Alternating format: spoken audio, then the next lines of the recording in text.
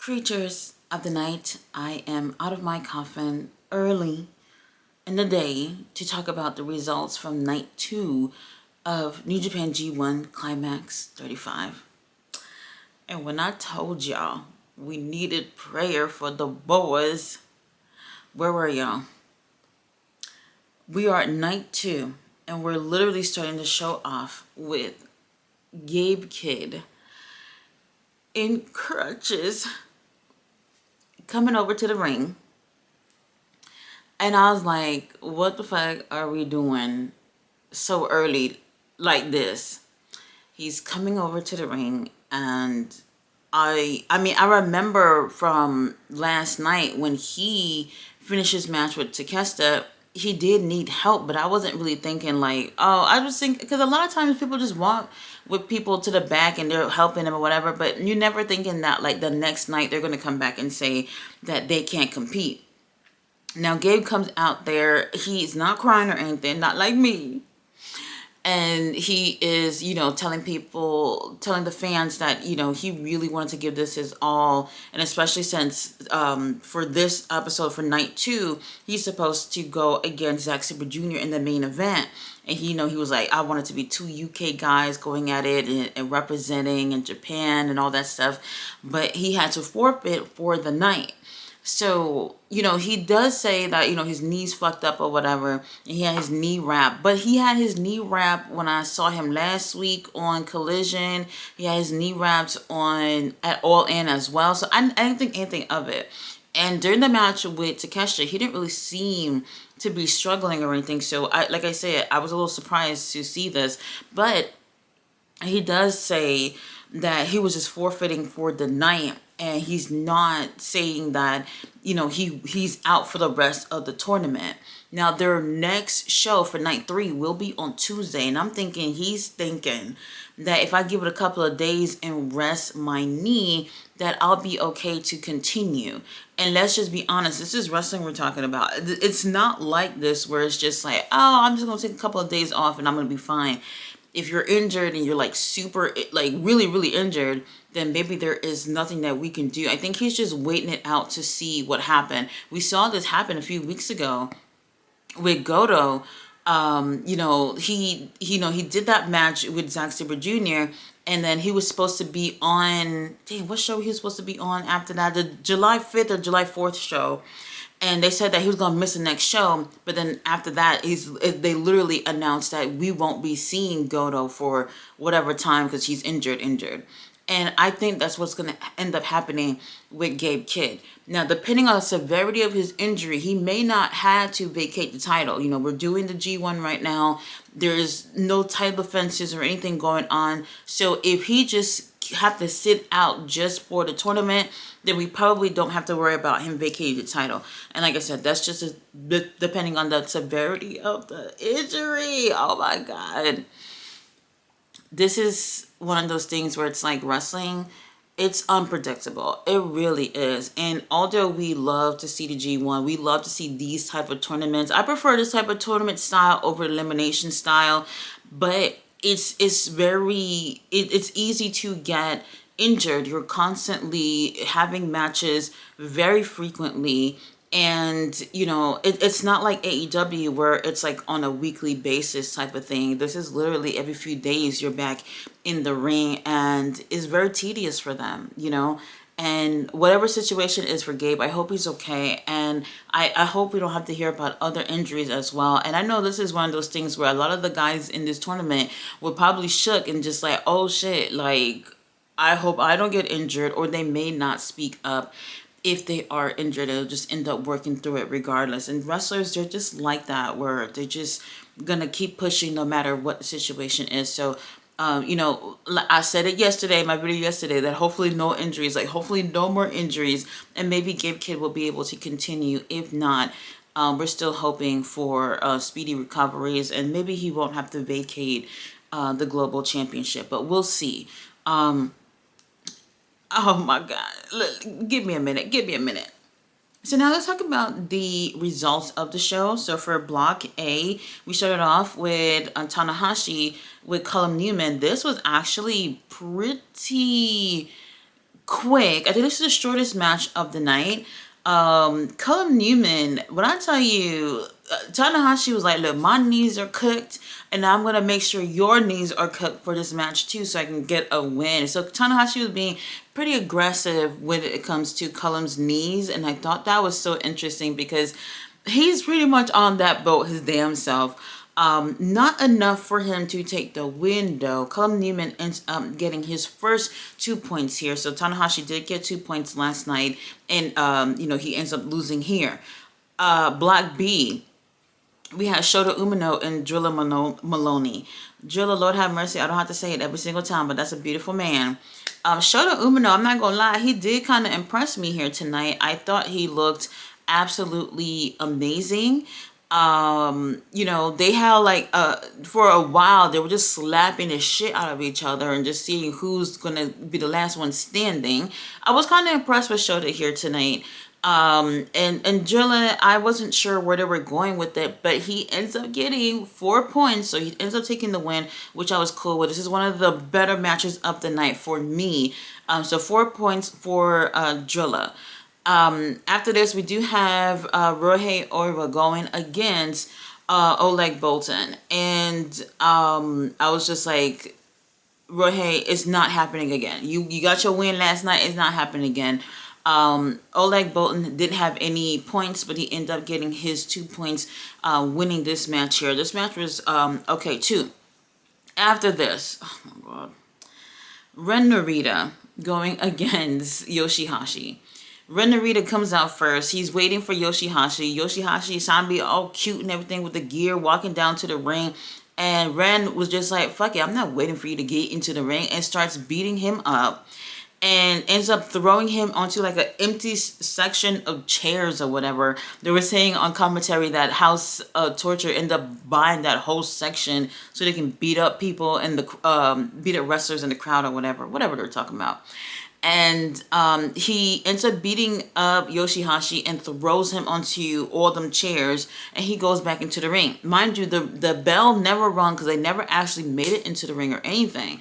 So Ren goes into the ring. He's just waiting. He's like, well, maybe he's just going to be too beat up to get into the ring. But Yoshihashi ends up making it in. And you know what? Maybe I'll take that back. I think this was the shortest match, not the first match, because they actually start doing a little something in the ring before Yoshihashi ends up winning with a roll-up. And this was a smart choice. I'm not going to complain about this, because if he didn't do this, like, this would have dragged on way too long. There probably would have been interference and all this foolishness going on.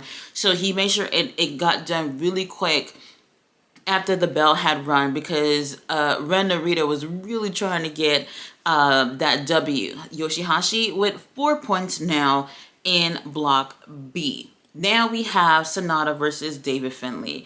Both these guys right now, I am kind of like with both of them. I like both of them in the ring. It's just the characters and their vibes right now is just not giving me what they want. David Finlay is just like coasting, and I wish he was being more of a leader. And then you have Sonata, who is definitely like midlife crisis type of thing going on. I don't know. David Finlay ends up picking up 2 points. Sonata still has 0 points at this point. Another good match on the card. We have Shingo Takagi going against Great Okan. This was interesting because Great Okan had never defeated Shingo Takagi in singles action. So he had a lot to prove. And both these guys coming into this match both had 0 points. And Great Okan ends up taking the win, beating Shingo for the first time, and finally getting a couple of points on the board for Block B.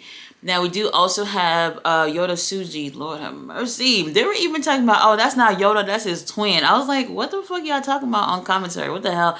I don't know. He does have a twin that looks just like him, and he is fine as hell as well. Going against Evil. I said it yesterday that I was already tired of the whole fucking House of Torture thing, where everybody and their mama in the group is just getting involved in these matches. And I always side with the heels, but this time I'm just kind of over it.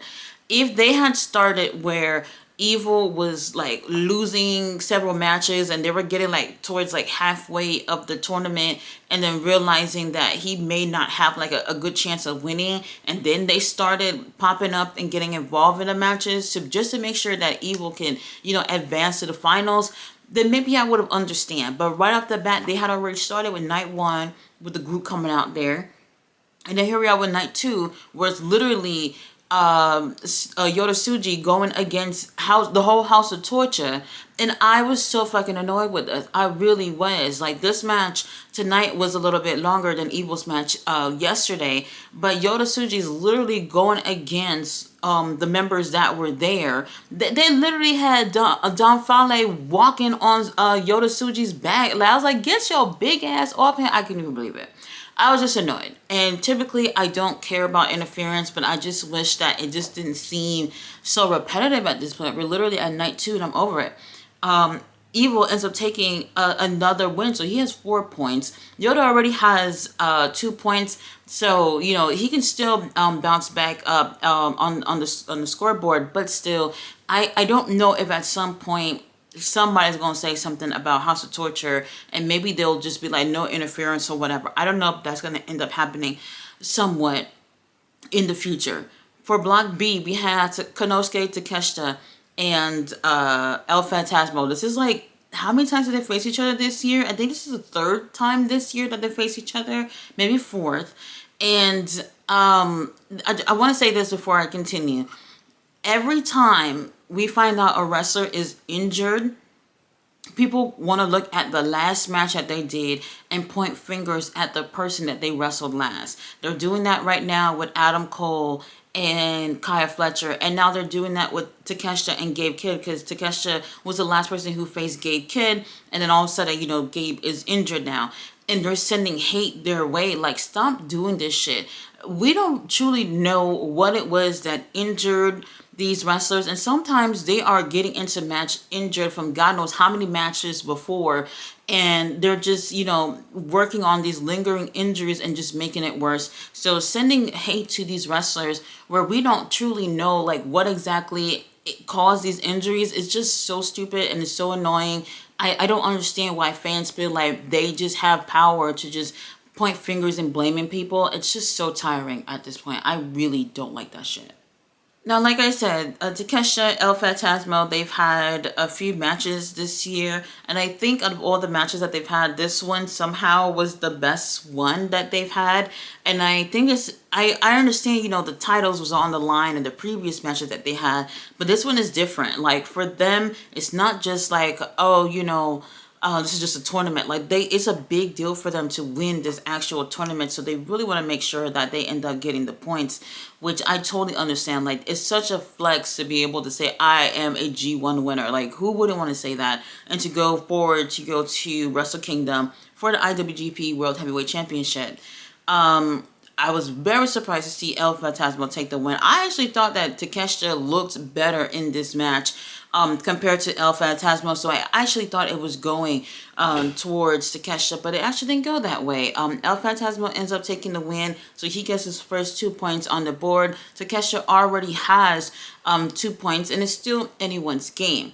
Now, since we didn't get a chance to have Gabe Kidd going against Zack Sabre Jr., they pretty much was like, Zach, bring your ass up out of here anyway and be on commentary, because now we have a new main event, which is Yuya Uemura going against Taichi for Block A.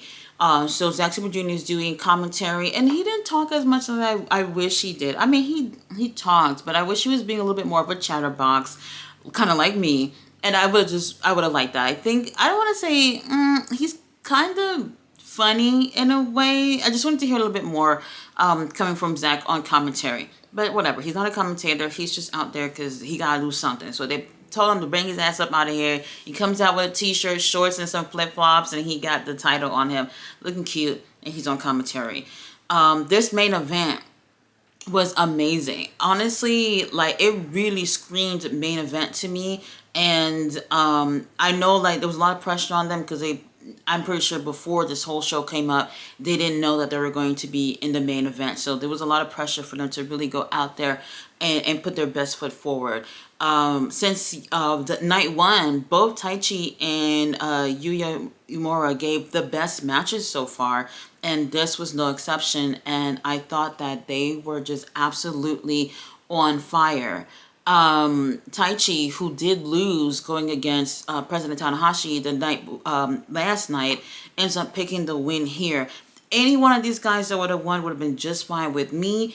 But we had Taichi for the win. He looked like a fucking star. I don't know. My eyes is not necessarily on him to win this. I'm still going for Takeshita for my number one pick. My number two pick was Gabe. I'm not gonna lie, I do feel like he's gonna say he's not gonna be able to compete for the rest of the tournament. But we'll see what they say on Tuesday. And Yuya Uemura has been doing amazing, so I kind of putting him high up on the list in terms of possibly being one of those guys. At least for Block A, I could see him making it far. And we'll see what ends up happening. I am so sick of seeing that black and white New Japan logo, because whenever you see the black and white New Japan logo, you know it's bad news.